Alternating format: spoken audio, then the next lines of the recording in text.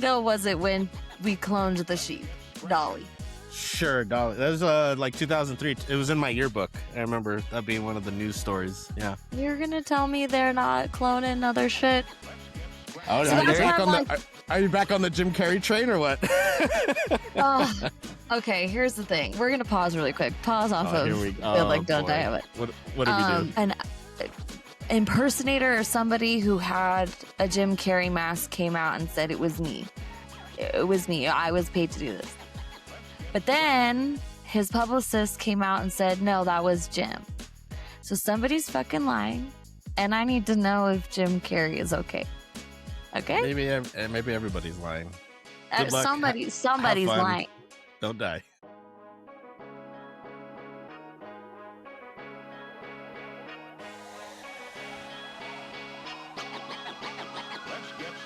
Welcome to Seeing This, the movie podcast where we bring fresh reviews, celebrate our favorite movie anniversaries, compete in competitive movie drafts, and much, much more.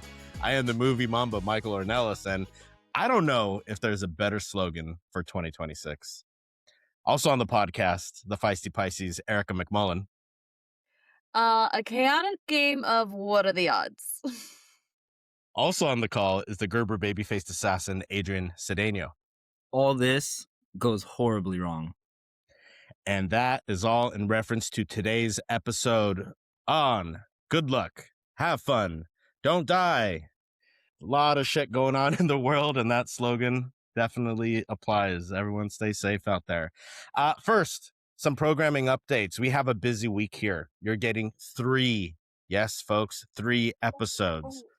So if you haven't done it yet and you're watching this video or listening to this podcast, subscribe so you don't miss a thing. It helps us immensely as far as getting into the algorithm, growing, so it can continue to provide some great, entertaining episodes, because we're entertaining, right, Erica? Yes, absolutely. Yes. Look at that entertainment interface. Yes, I am having fun. Adrian's been taken over by the AI. So we have today's main movie review. Then Wednesday, we will have an interview with director and writer Renee Marie Petropoulos and actress Emily Grant, who discussed their short film called Souvenir. It's making its North American premiere at South by Southwest. I got to talk with them, incredibly lovely ladies. And the story explores a coming-of-age story about a queer couple and their attempt to navigate boundaries with each other while on a family vacation. Great short. I really enjoyed it, and we had a great conversation on that. So that's coming Wednesday. And then Friday, we will have our Oscar predictions episode, because finally the Oscars are here on Sunday. I know. Why does it seem like it came? Why is it taking so long? It feels long this year, right? I don't know, guys. It feels like a year. Yeah. And like January and February, I know, went by fast. This year is on speed for sure. Yeah. I feel like our MOMAC awards were like last year, but it was at the start of the year, and we covered some movies that are winning. We picked as our winners so far in the award race, but the Oscars will finally be here, and we can pass that chapter. With that being said, this episode we're kicking off with what we've seen this week. Erica, we celebrated your birthday last week and covered The Mask, so a lot of fun talking about that one. Make sure to go check that out. But since then, what have you seen this week? Well, because the Oscars are right around the corner, and it seems like every single streaming service is, providing one of the movies at least. I've kind of been on an Oscars kick. So I did Sinners, Weapons, and Hamnet again. Hell yeah. Yeah. So obviously I'm super excited about Sinners. I hope it wins literally everything. Weapons. Yeah, Amy Madigan. I think people are just so in love with her character that she's gonna be really hard competition in that role for sure. But Jessie Buckley, man. I mean, Jessie Buckley's making a clean sweep. She's won every She's award. stunning. It's just, and it's so fun to watch her like navigate all of these award shows and just be so humble and just amazing. Yeah, very She does. excited. She gave an incredible speech at the actors, formerly known as the SAG Awards, when she won for Best Lead Actress there, and gave a shout out to her co-star Emily Watson, who we love, Yeah. and just very, very kind and loving. And I think we've talked about it before. We could just listen to Jessie Buckley talk all day, and I could watch my stock rise and rise and rise since I drafted her. Nonetheless, Adrian, what have you seen this week? Uh, I went on a comedy kick. So I was watching a couple stand-up comedy shows that I've seen from back in the day, but one of the new ones I watched was Andrew Schultz, Life, on Netflix. Mm. It was pretty good. He has a unique comedy style, like it's nothing but jokes on top of joke on top of joke. But I really dig his style, and I thought it was real funny, um, sentimental and stuff about having kids and like in having to do IVF or IV, whatever it is, to have a baby. All that stuff, making it funny was really good. And then I watched the Halo series. The I didn't video game realize Halo? yeah, it's not good, but I was a fan and I stuck with it and like I liked it. Don't get me wrong, I liked it, but as I'm like Yeah. critiquing it, like it's not good. Um, Sure. but yeah, it was a guilty pleasure. I had a good time with it. There's multiple seasons, Yeah, there or was 2 seasons. okay, Yeah. and you binged through all of it. Yeah. Yeah. Oh wow, wow, wow. That's tough to binge through a show that you're not a fan of. But 2 you know, seasons. two 2 seasons seasons, of it. yeah, right. Well, I was good and I was locked in the first, like, 3 episodes, and then you get those junk episodes in the middle, and then the end kinda was like, "Oh, cool, the end of season 1, like, tied me in," and then the first episode of season 2 was like, "Oh, this sucks." And then Well, Mm, every other like, I stuck with it, and it never got better. I wonder how much of it, like, 'cause, when the writer's strike happened, like, because, like, everybody was, like, mm, very disappointed with Stranger Things mm, because it felt like, they put it through a chat GPT, like, "Give me a final mhm. episode," and, like, here was, like, this crappy thing. I wonder if, like, that kinda happened with a couple other shows like that. Possibly, that's what it felt like, for sure. I mean, I think like specifically around creative writing, you're in a aura, like you're in a zone when things are coming at you when you're being inspired. And if you have to like, especially when you're collaborating, right? So if Mm. you need to like stop and you can't work on a project and then like try to just pick up where you are, I mean that's a whole different challenge. You'd be nothing Uh, without writers. indeed, indeed. Do you write, Erica? You a poetry? You a poet? Poetry writer? What do Um you do? What do you do? My cousin had given me a notebook of things I think about while I'm stoned. So sometimes I journal in there. Okay, Yeah, not a lot of creative writing. I do like to read a lot of creative writing. So sure, maybe sure. that's I'm sure if you read over your journal entries in your stoner book, it some of gets them pretty are creative. wild. Can only imagine. Yeah. What I've seen this week, I've seen a few things, and kind of similar to Erica. I was catching up on some Oscar stuff. I watched some of the Oscar nominees for best documentary short and live action short. I probably watched like 4 or 5 between the two categories, but one I want to talk about is Jane Austen's period drama. This is a live action short, and you might think Jane Austen is like a romantic period piece and it's very serious and it's not Adrian Speed for sure. Um, but it's a satire on a Jane Austen story, and it pretty much looks at the challenges of men, particularly in that time, to understand women bodies and the functions that they do, and like how outlandish it is that you have a menstrual cycle and oh, you're injured, how can I help, things of this nature. And it's incredibly well acted right from the jump. They do a great job of like giving you that tone of like, we're having fun here, like this is a satire. uh Which absolutely baffles my mind, Michael, because I've read probably all of Jane Austen's works. mm, She's hilarious.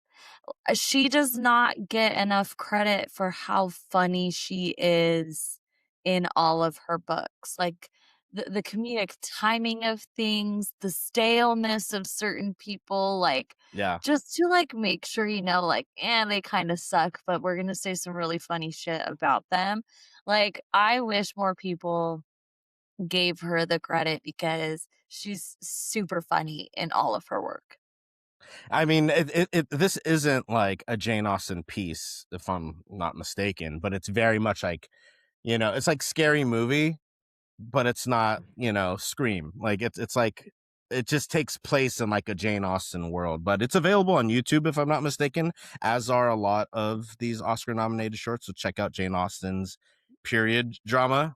The I'll title is have very to important. I'll have to do that. Yeah, I'll Please have to do. look Yeah. at that. That I, sounds I think you funny. both I think you both would dig it. Um, so yeah, that was my Oscar homework. And then I went to the movie theater and I watched Nirvana, the band, the show, the movie, filmed by Matt Johnson, who did the Blackberry movie. I don't know if you guys saw that one. It I had don't Glenn think so. Howerton from It's Always Sunny and also The Hunt. He was in that.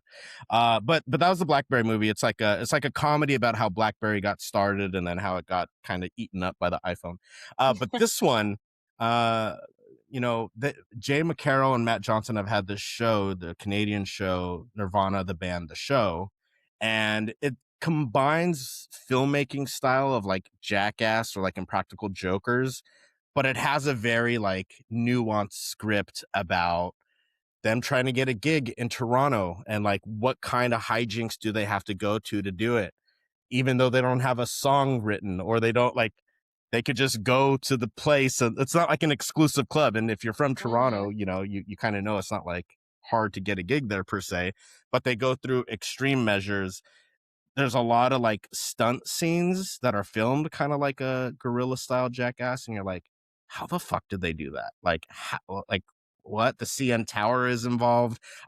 Incredibly funny, and it has an incredible, profound, moving message of friendship. It's much like a bromance in that regard, a brom-com, as I called it on my instant reaction. But yeah, Nirvana, the band, the show, the movie. If you guys get a chance to check that out, check that out. All right. Good luck. Have fun. Have fun. Good luck. What's the order again? Good luck. Good Have luck. fun. Good Don't luck. die. Have you seen this? Have you seen this? Have you seen this? I know, I've seen this. I know this. So to kick off our main movie review, Adrian, let's just go straight to you to give us the letterbox description. What the hell is this movie about? All right, we have good luck, have fun, don't die. There we go. Directed by Gore Verbinski. Time is running out.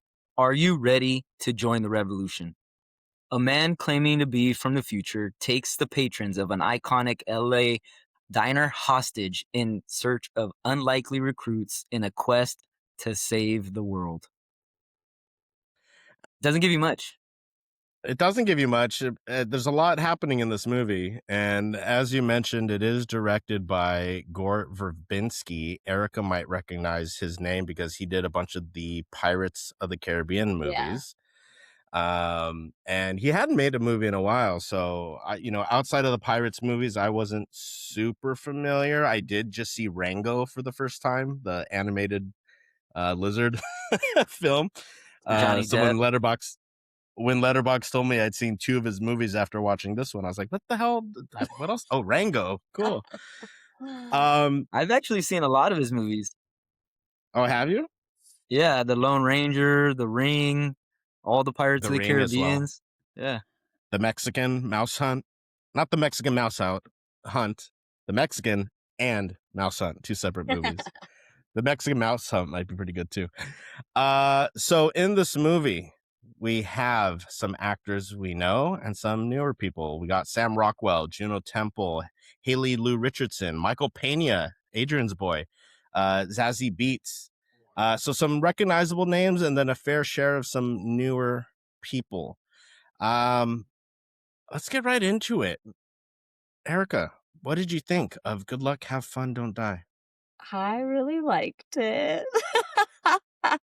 For starters, I'm obsessed with Sam Rockwell. I really, in my mind, I don't think I've seen a shitty movie of his. And even if it was a shitty movie, he was acting his little heart out in it. He very much carries this movie. I mean, he's great. He's absolutely great. I love the concept of this movie. Is it based on a book? Do we know if Well, it's because I know that we're coming into an era of a lot of movies being done that were originally books. So if it's not done after a book, very impressed with the storyline, very impressed with how chaotic it is. Um, highly recommend to go see this in the theater. Like this was like a mm, really fun time. Um, there's a lot of things you don't see coming without spoilers. I'm just gonna say that. A lot of good like plot twists. Um, I like I said, I really enjoyed this movie. It's a fun movie going experience for sure. just based off of your praise of certain aspects of this movie, we're really gonna have some fun conversation here. Adrian, what were your thoughts on the film? I agree. I thought it was great. I loved it. Sam Rockwell's character was superb. I thought he was on point. He played it perfect.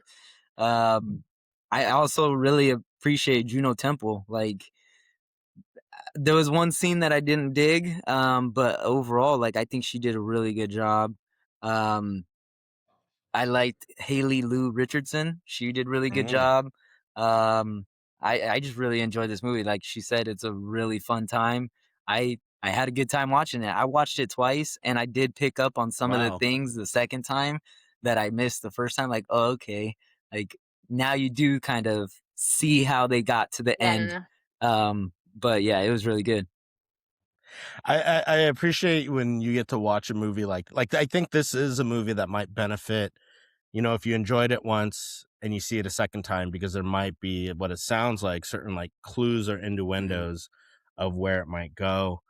As far as how I felt about the movie, I have a guest, and this guest, I'm not sure if he's been my guest before, but I've definitely used this movie before because it is one of Erica's favorite movies. It is But my favorite movie. it is the number one favorite movie. You're Yeah. correct. You're correct. My guest today is Malcolm from Jurassic Park, known by the actor Jeff Goldblum.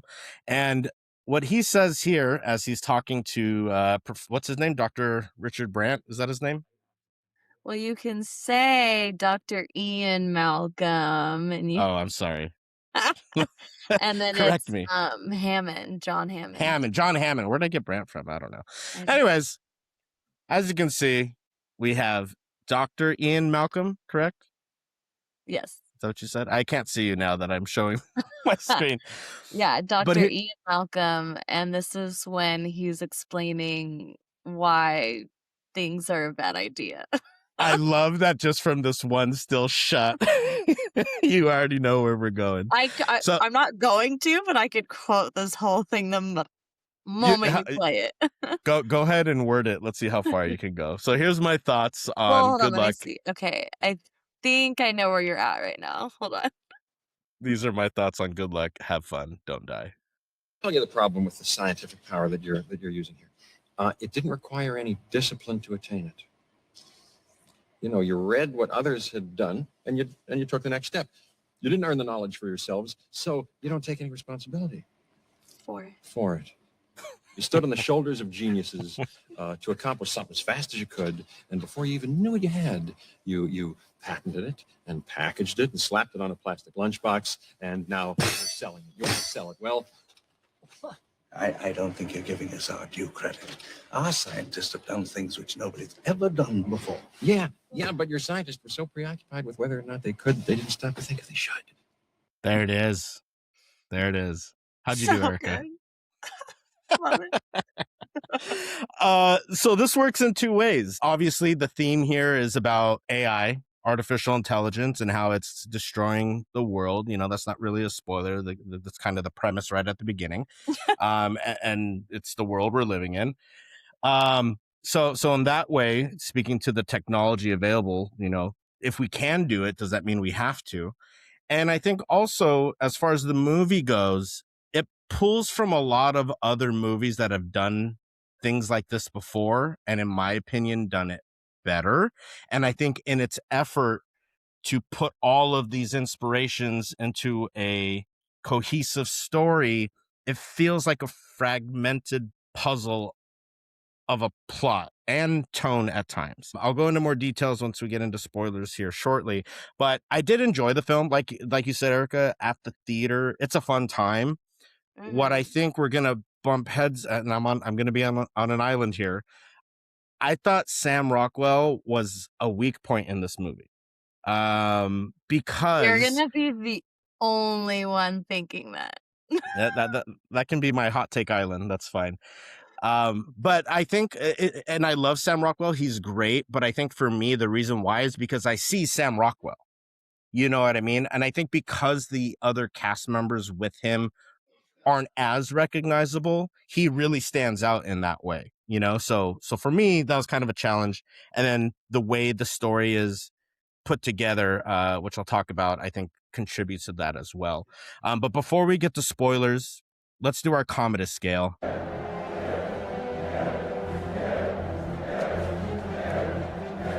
Thumbs up, even, or down. Adrian, we'll start with you. Where are we going? Thumbs up. Thumbs up. There you go. Remember, some people aren't watching; they're listening. So we gotta provide the audio. So thumbs up. Any justification outside of what you already said? I really enjoyed it. You're definitely on an island because Sam Rockwell killed it. I don't want to take any credit away because he's done other movies and he's recognizable. Because credit should go to him. He's a good actor. I thought he still did the role really well, but I liked the chaotic aspect of it and that you couldn't figure it out until the end. Like that was kind of the point. I really appreciated it. Cool. I there's some nitpicks that maybe on the second time you caught and it made sense, but we'll get into that. Erica, where are you going? I'm gonna go thumbs up as well. Yeah, like I said, I think you might be on an island right there with that take. Um, I understand where you're coming from though, because the roles that he's done that he is iconic for, I know like my mom has a very hard time watching him outside of the Green Mile Oh just wow. because of, I mean, his Yeah. character is very intense, very evil, and he plays him so fucking well. So I get where you're coming from of like not being able to be like, hey, that's just a character that's not Sam Rockwell. But I also like that about him in his movies. Like I don't mind that. I actually enjoy seeing him in those situations. So You mentioned the Green Mile, and just because we just talked about The Mask, and my hot take there that you pushed against was that in The Mask, that was Cameron Diaz's best performance, and you're like, dude, that's an early performance. There's so many movies she's done great, and we don't have to go over that again. But I would say, because you brought up the Green Mile, that Sam Rockwell in the Green Mile, that's his best performance, and that's an early role for him. I don't think that's a hot take. I think that's a very, very basic and honest answer. Yeah. Because that's an early role for him also, you know what I mean? Very early role, but I still think it is his best. I mean, For sure. I don't, yeah. It gives me chills. It makes me nauseous thinking. Like about you can very easily see him in that movie and the scenes he's in and the things he's doing. To be fair, I watch that movie every year. Oh, really? Without fail. Yeah, kind of like around Thanksgiving time is where we sit down. Oh my God. You're so... That movie, it's stunning. That's like to me, that is very close to a perfect movie. We also have covered Hook, and I mentioned that in Hook, that was like the first movie I remember crying in. And I think The Green Mile might be the first movie I remember crying in as like an adult or a young adult. Like that movie, I remember hitting me like, fuck, I you know, can like a like ton of bricks. I can feel my heart beating faster right now, like Right. thinking about certain scenes in that movie. Yeah, I without fail watch that movie every year. It is. I don't think that's a hot take. I think that is Sam Rockwell's best performance of all time. I'm tired, boss. Well, that's too damn bad. Or what's? Am I mixing up movies? You're mixing up movies. You're mixing up movies. Very opposite. So I'm gonna pull a Adrian and do the because it's even trending positive. There's a lot of positive things it does. There's certain aspects that are definitely a thumbs up that I'll get into shortly. But I just feel like the way the structure of the movie is put together, it almost feels like separate movies. It feels fragmented as far as I don't know if tone's the right word. I can't really explain it. I wish I could articulate it better, but it feels like there's just certain parts that really stand out as strong, and I'm locked into what's happening. And then when we come over here, it's like it takes away that momentum. You know what I mean? But let's get into spoilers so I can kind of express myself a little bit more Yeah. freely, and we can get into the debate here. So, spoiler review of Good Luck, Have Fun, Don't Die. Spoiler alert. So I felt like this is clearly Sam Rockwell as a time traveler. Like the letterbox description says, he gets to a diner, and it feels almost like what is it? Pulp Fiction. Be cool, honey bunny. It's Norm's Diner. Yeah. You know, it's got that like hold up in a diner, but he's there to say like, your future is fucked. I'm from the future. I've been coming. You guys are all locked into your phones. Technology is ruining us. All this, right? And I was like, okay, like very on the nose, the messaging. Well, the problem I had is like on the nose. Once we start going to the flashbacks of these individual people, right? I think the character's name is Susan, who lost her son, right? Susan lost her son in a school shooting, which, by the way, when they went there, like you feel kind of uncomfortable that they're even touching on that in a bit of a parody or satire. Like there's some balls to do Almost that. like they're in a like a phone store trying to like order a new phone plan, and they're just like ordering a clone for their kid that just died. Like, yeah. Right. This is your first time? And there's like these other moms where they've had multiple kids die in school shootings, and this is just part of the process, right? Which I love that idea. I just, as far as like a concept. I think that was the first time that I like appreciated somebody doing something like that. Because, you know, like there's certain scenarios where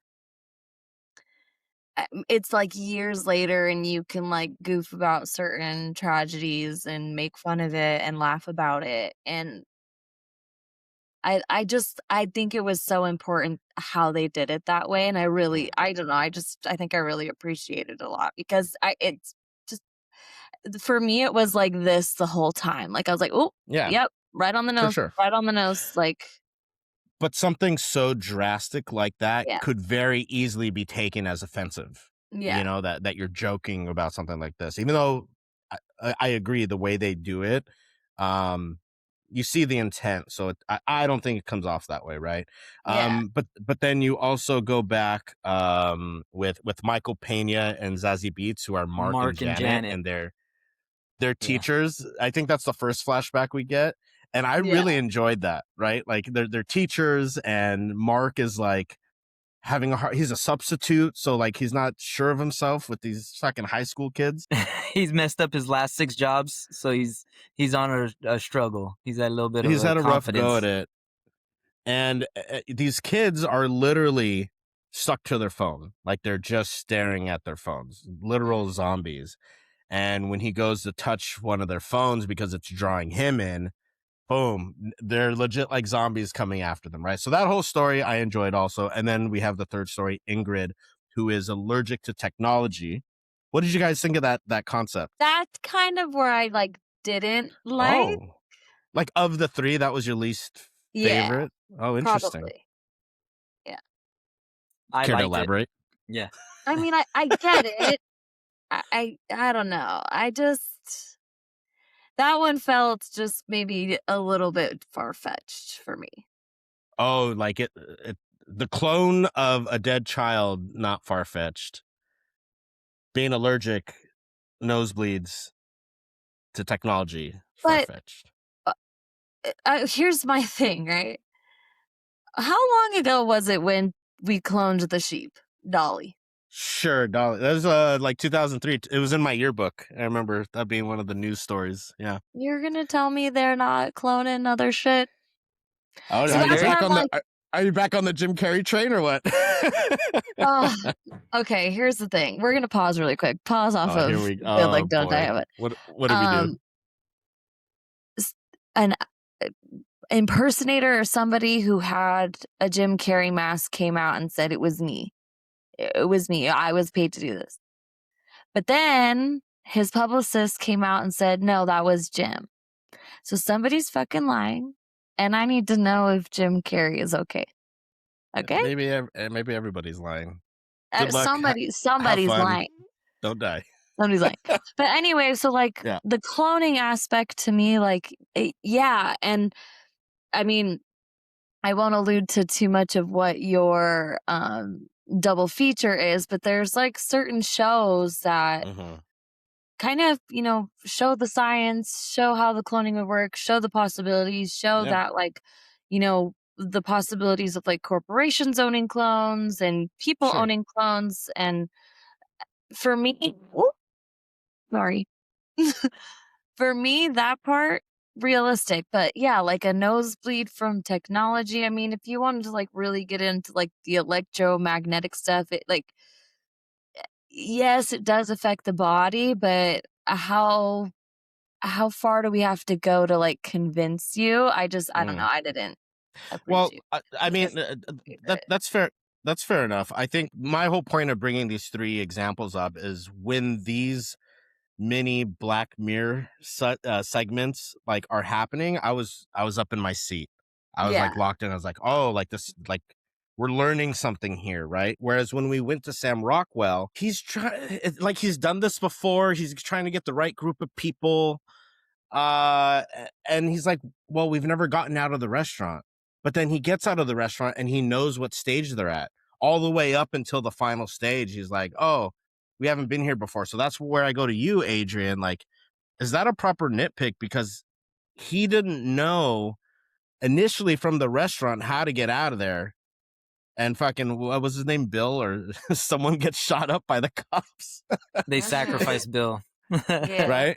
And it's like, if he's made it all the way to the final level, why is he acting like he's been there before if he hasn't?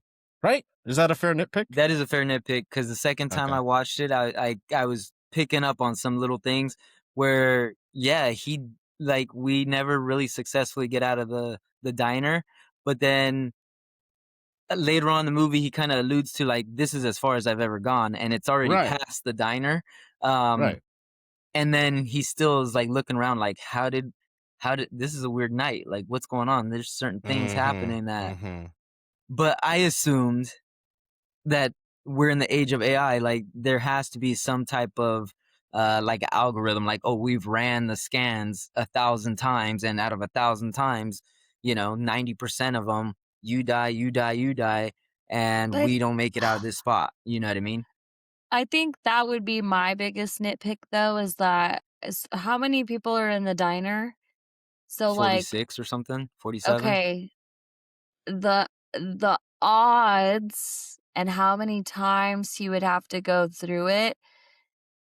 He says millions. He said a couple million times. Well, it's ends up being like a lot of millions of times, but like the time of it, the time of that happening, I think my biggest nitpick is like, oh, so we're just seeing the one that he just so happens to get it right on this time. Or so he thinks. Or so he thinks. Which we'll get to. Well, that's what I was going to say. Well, that I did kind of feel that nitpick, but then the end brings it right back where I'm like, oh, okay. Like, They didn't get it. Yes. Like, it was wrong. Like, it was AI. AI is still, that 9-year-old kid is still 1,000 steps ahead of everybody else. Yeah. So that's an interesting message, right? So ultimately, shenanigans ensue within. Lose a couple people, and Susan, who lost her child, ends up buying a clone, but he's like too weird with like no personality and all the things. Yeah. So this guy that is like at the park, or I don't even remember where It they was met. a group. It was like a support group for Yeah. new cloned parents. And one of the guys comes and is like, here, like, this is for you, and it's like an earpiece, and this earpiece has her like real son in there talking to her and telling her to go with Sam Rockwell once the diner thing happens, and we see that backstory. So it's like another side of AI, right? So it's like a portion of AI that's controlling, or like kind of. I appreciated that notion because it took me to a point where I was like, okay, there's good AI and bad AI. But was it good AI? Because then it didn't work. But it was trying. It was trying to help. Well, here's the thing, right? So I kind of am going to side with Adrian on why I appreciated it, but for a different reason. We pour everything. I'm sorry, our phones, for people who are like, oh, I don't want the internet to know things about me. You're It's a past wrap. that. You're It's a wrap. fucking past that. So whether it was good AI or bad AI, right? Because there's plenty of movie quotes where it's like the best things happen, like some of the worst things happen with the best intentions. Sure. So like it could have been like good intentions of like, hey, I just want to like be the voice that you need to hear, but like there's bad outcomes that are coming from it where like she gets too warped or attached or thinks it's really him, thinks he could come back to life, all these different things. I liked that because AI fucking knows everything about you. You put in a question wanting to send an email or ask it a question about, hey, how do I, it knows. Yeah. We're past that. Yeah. So I liked that part of it.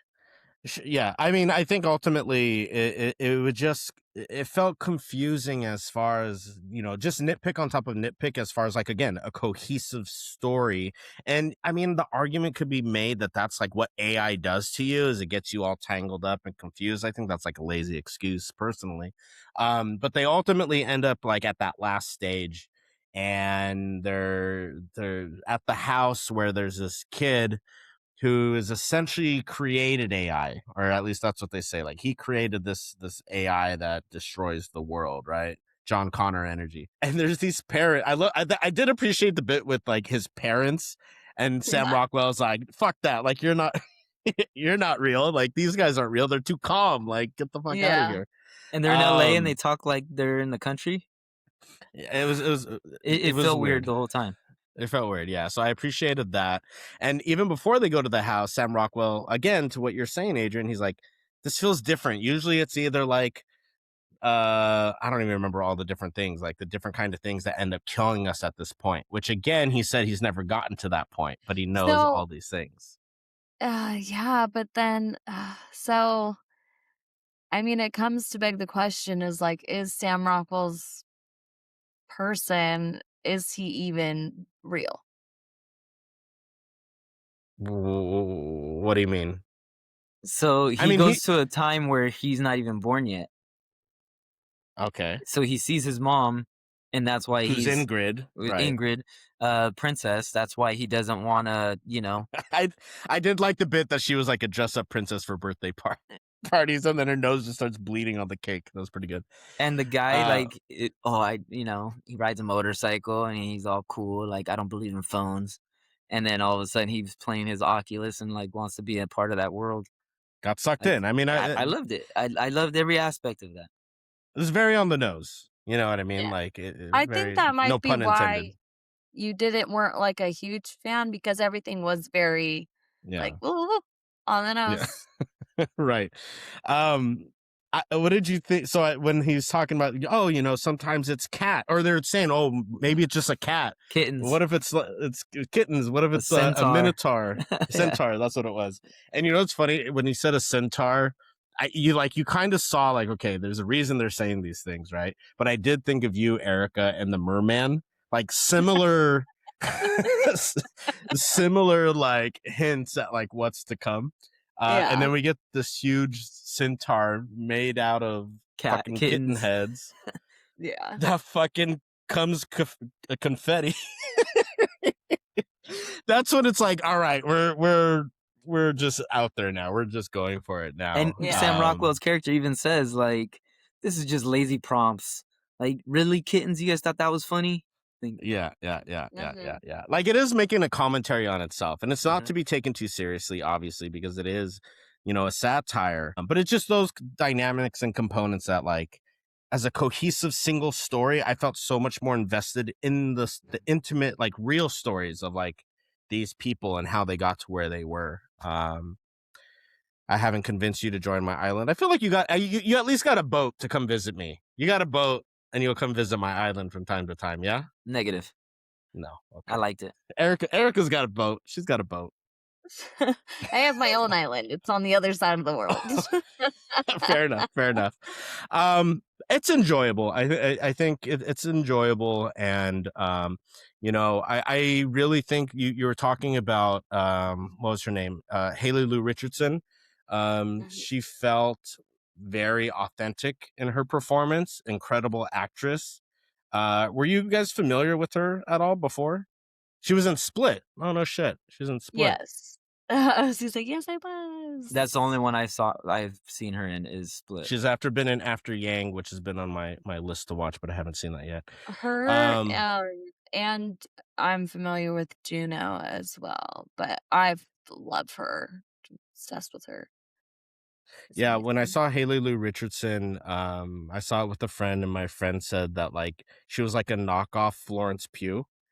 But I think that's offensive to say a knockoff because she did great. She looks like better. Florence Pugh. Yeah. Fair, I would say version 2.0. Different, but they look alike. And like, if Florence Pugh was in this movie, similar to Sam Rockwell, it's too much star power. Like, it would have distracted me. If so, I think that's the issue I had with Sam Rockwell. I love him. It just doesn't sound like it. I just wasn't. I just wasn't as engaged when the story jumped back to him, because it goes from like a backstory to back with Sam. Yeah. Backstory back to Sam. And when it went back to Sam, I just felt like it lost the wind in its sail. And that's how I got on this island. I lost the wind in my sail. Double feature recommendations for Have Fun, Good Luck, Don't Die. Erica, what are you doing? I'm gonna just go ahead and go with the classic, the OG what if computers have taken over. We're gonna go with The Matrix. You can do all three of these movies if you please to kind of get the full rounded what's gonna happen if computers take over. Definitely ahead of its time, in my opinion. I know it came out right around absolutely. 2099? 99, yeah. 99. Yeah, so it was like right before Y2K. So I know a lot of people were like, "Oh fuck! Like, what if this actually happens? Like, oh no!" But definitely seeing how we've evolved around the internet, social media, AI now. Like I said, definitely ahead of its time, but would definitely be like a little bit more serious side of this movie. So yeah, I mean, The Matrix, clearly was a big inspiration to so many movies, and that's why I said like, Dr. Ian Malcolm said like, you've taken other people's inventions and put your own patent on it. It's like, yeah, Matrix, Black Mirror, and then Adrian, we'll go to your double feature. Well, hold on. I want to do one more thing. Sorry. Another just honorable mention. It's not necessarily like a double feature. But kind of like the biological side of things is Ethan Hawke in Gattaca. I don't know if you have seen it or like the last time you've seen it. It's definitely like one of those movies you watch in biology class just so that you understand like what DNA is. But on like the cloning aspect of things that this movie brings would be like a fun. That's fair. I just have to shout it out because I love Ethan Hawke. I'm so glad that he's coming back and gracing us with a lot of like good films and stuff like that. So gotta shout it Love, out. love me, Ethan Hawke. Adrian, your double feature, another invention that did it better. First off, I gotta say, are we calling movies that we have grown up to classics already? Like, what the hell's Yeah, really going on? How's I The hate to break it Matrix to you. classic, 1990? It's not even 30 years yet. Okay, wait. Can I say something about that? So I was recently working with some athletic trainers at a junior college, and I was having a conversation with one of the head athletic trainers, and he had the audacity to say that he was starting to collect classic cars. And I was like, "Oh, cool. So like 60s, 70s, what are you thinking about?" And he was like, "90s." Like a So, Fast and yes. the Furious. So I think we are in the Yeah. classics range. just so I was born in 86, and if you look at when The Matrix came out, that was 27 years ago. So 27 years, let's do it around 30 for the sake of math. That's like a movie coming out in 1956 for me. Like, bro, we're at that point, you know. So what I just so mean? you guys know, the distinction between classic cars and not is 30 years. So if it's older than Yeah. 30 years, it's considered a classic car. So technically, The We Matrix got is 3 not years. classic. We got 3 years to go. Is that what you're saying? Don't age Okay, us. sure. Don't age us. Sure. Technically. Okay, My- so let's hear your classic. So mine is truly classic. We're gonna go with the original, like machines overtaking the world and then having to send somebody back to save the world before the machines take over. And we're gonna go with The Terminator, 1984, Classic. directed by James Cameron. I would say Yeah. that's a classic. Yeah. So Terminator, the original 1984, is that better than T2? No. No, you could take any one of the Terminators. I think there's like 6 or 7 of them now, right? 8 of them, Well, maybe. let's not take any of them. Just the Yeah, first hold two, on a really. second. Take that As back. far, as far as, you know, machines, AI come in and like ruining the world, all of them can relate. My personal favorite is the original and then T2. There's one more new that I just recently saw. I think it came out in like 2007 or something, but I thought it was pretty good. Do you I don't know what which it's one it called. was? I will find out right now. All right. Dark Fate, 2019. Okay. Well, mine, I'm mixing it up a little different than standard, like quote unquote movie. I mentioned before Black Mirror. I'm picking a specific Black Mirror episode for my double feature, and it Solid. is season 3, episode 1, Black Mirror Nosedive. This is the one with Bryce Dallas Howard where she is desperate to boost her social media score, and everything is judged and based on your social media score. Think of almost like a credit score. Like if you don't have a good credit score, you can't fucking buy things. They do that with your social media scores. So very dystopian. Can't be surprised that it's Black Mirror again, just really understanding the ecosystem that we're living in. And again, I think it's just an example of like a really well thought out, rounded story. And honestly, I think I just like these kind of stories to not be so, yes, on the nose, but I guess also like goofy. Like if it's gonna, I don't know. I gotta do some meditation on that because I do like think, a satire, but it can't. I don't I know. think I he think wanted it to be a little bit more serious. maybe. Yeah. Or more comedic, like really lean into the satire, like more like Right. Like a scary movie, right? But Right. I think maybe it's because of like the importance, like because it is such an important movie. You can have funny aspects of it, but that shouldn't be your main genre. Like, granted, you might say sci-fi is the main genre, but it does really lean into the comedy aspect. I mean, you have a fucking kitten centaur with confetti, like, you know what I mean? But that's fine. Nonetheless, Black Mirror Nosedive is my double feature recommendation. Let's draft stock.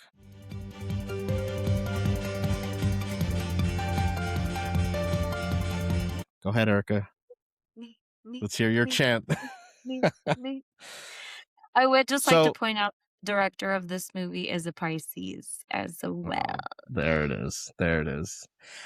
So just for some context with our draft, what we do is we draft characters, or excuse me, actors, directors, cast and crew are all on the table to be drafted for our stock draft. We just can't draft anyone that has already been drafted, obviously.